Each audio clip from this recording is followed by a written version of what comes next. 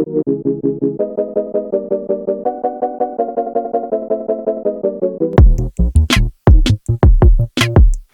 it is Tasha. I am back with another video. Thank you so much for stopping into my channel today. If you have not already, click the subscribe button below. If it's red, click it and it turns gray. That means you're subscribed to the channel. We are on the road to 1K, so please, if you like the content, please support my channel in subscribing and liking the video. So we're going to jump in today's review of Married at First Sight from this week. We are on season 11, episode 8. And basically this episode centers around some of the couples going out to meet their friends for like a brunch lunch or just a get together to see how things are going. And then we see the couples all have their individual housewarmings, marriage parties, whatever you want to call it. Their friends and families coming over to their home and them hosting and them playing some games. So they are now on day 12 of marriage, and opens up with Karen complaining to Miles about how he made the bed up. I just want her to stop already. She tried to make it light and fun, but we could still tell because of her past behavior in all these episodes that she was still just complaining and nitpicking over everything that he does. That's how marriage is, Karen. Everything is not going to be up to your standard, and it's just certain things you have to learn to live with, or if you don't want to live with them, get a divorce. But a fight of, or picking at making the bed up, girl, that's when you're going to have to just let go, because it's going to be bigger fish to fry. Let it go. The first meetup we see Olivia meeting up with one of her friends for brunch to give her an update about Brett, and basically reading between the lines and saying that Brett's an asshole. And then we see that Brett is also meeting up with his friend to give him an update on the marriage. He's trying to be sarcastic and funny with his friend, but it's really not funny. Only him, his friend, his brothers, I guess they find that humor of being sarcastic funny. I don't find it funny. He just kept talking about how the process is, sped up, and, them talking about things that you would not normally talk about so soon. But again, I think these people continue to forget you are jumping into the marriage. Like, you're doing the final stage of the relationship at the beginning.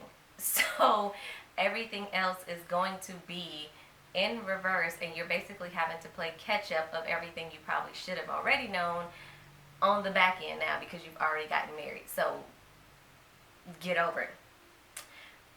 He also, in that scene, we see he tried to basically downplay her profession as being a nurse practitioner.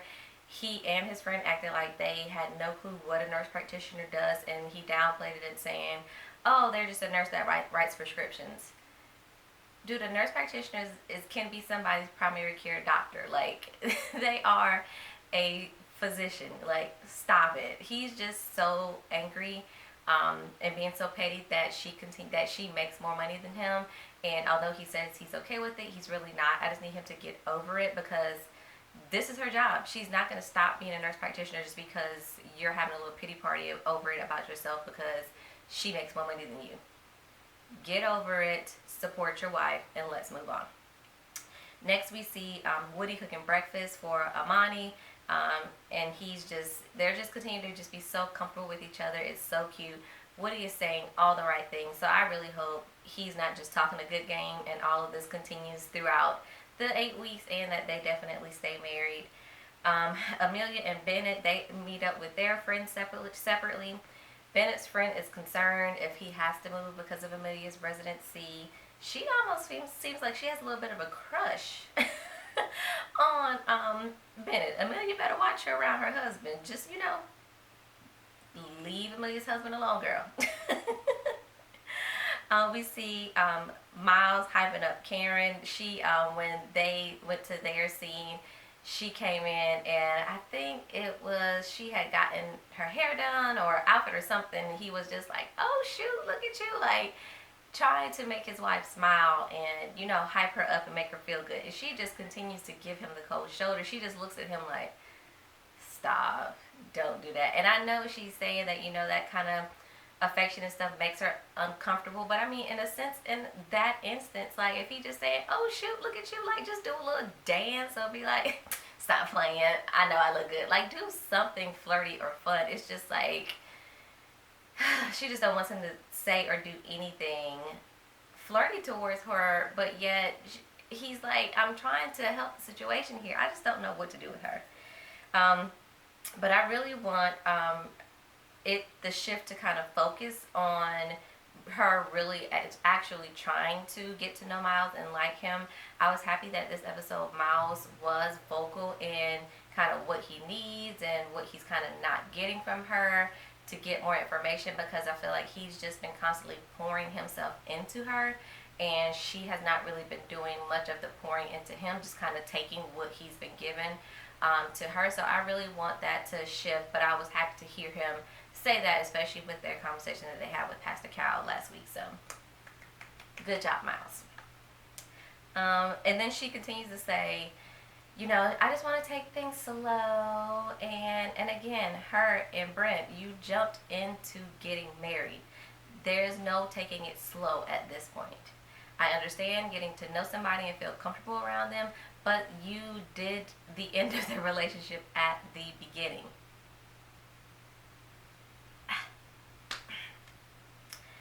Okay, whatever. But she just continues to, I feel like every week she just continues to harp on the same thing about, you know, she's trying, she's trying to do X, Y, and Z, but we really don't see those efforts of her trying. Like she says, unless all that is happening off camera, we don't see that on the camera that she's really putting forth an effort in this relationship. But okay.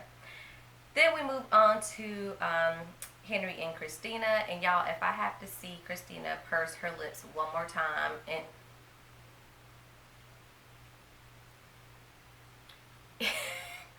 it drives me crazy.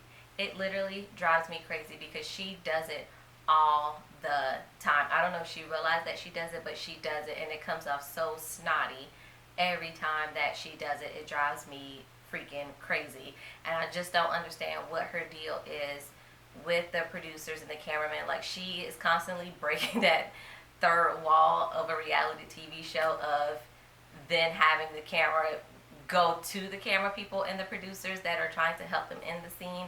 And I'm just like, can you just, that's one of the reasons I feel like Henry is just so annoyed with her, is because she's rude. And I mean, you have no reason to be rude to these people, especially at that point when she was like, and scene. Okay, is that all that you need? Are you done? And they were just like, we've been here for 15 minutes. She acted like they were interrupting her, like they just crashed into her house and started recording her as if this is not what she signed up for. She's just,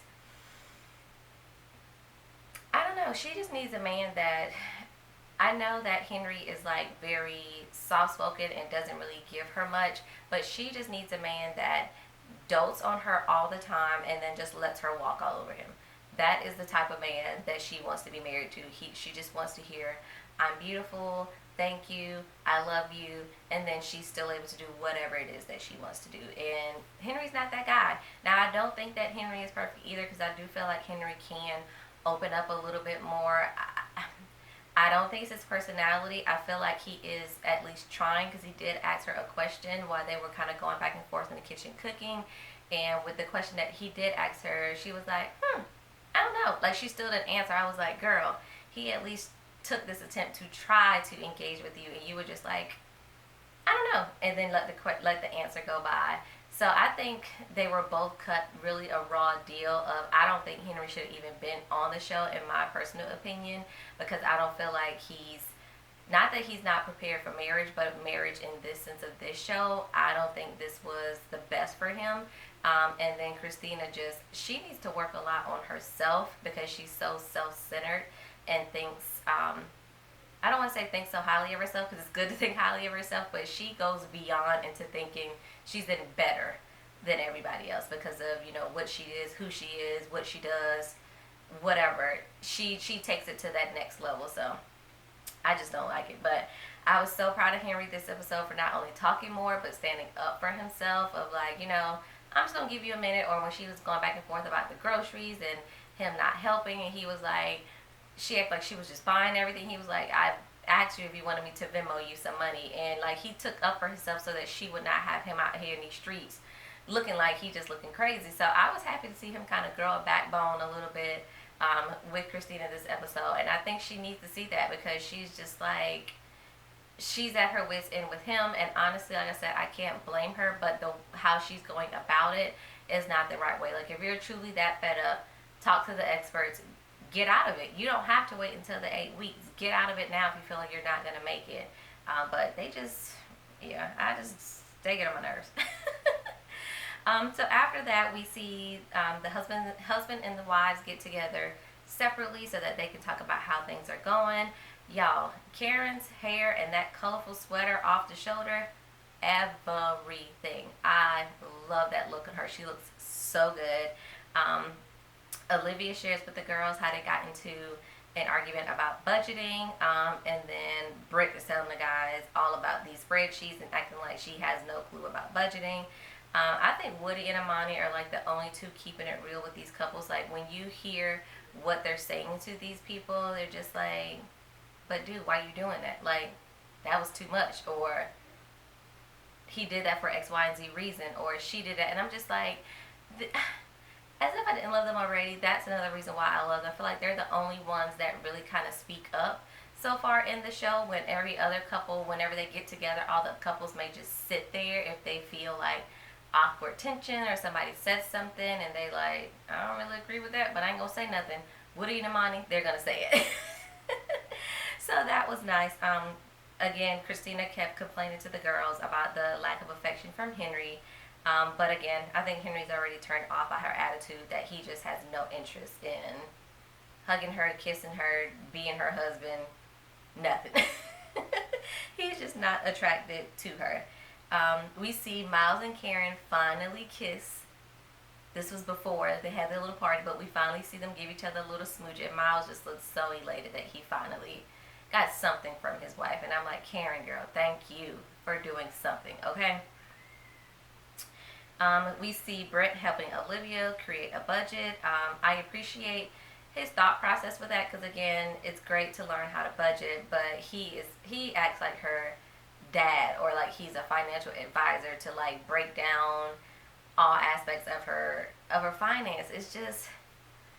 It's annoying, because he just takes it to, again, that next level of turning people off with what he has to say just because of his delivery of how he's saying it. Like, oh gosh, less budgeting and all that is so good, but like she was trying to say, maybe trying to reallocate some money for them to do the fun stuff, to the savings and things. And it's like, he has no interest in doing any fun stuff per se. He just wants to save. So you basically work only to save and you don't really enjoy life. Don't make sense to me, but whatever.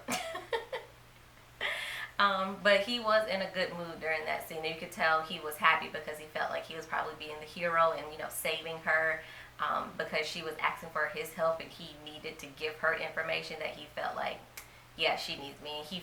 That was like the only time we saw him like in a decent mood, because he was happy about doing that. Whatever, Brett. Alright, then we go and we see the couple start preparing to host their friends. First up was Christina and Henry. Y'all, where did Christina get these friends from? This couple came in looking like they fresh off of the Medicare van getting AARP. They look older than 65, and these are her friends. They just look completely off. There's no way those people are her friends. And then she had the other guy friend that was just loud and obnoxious and all in their business and like grilling Henry.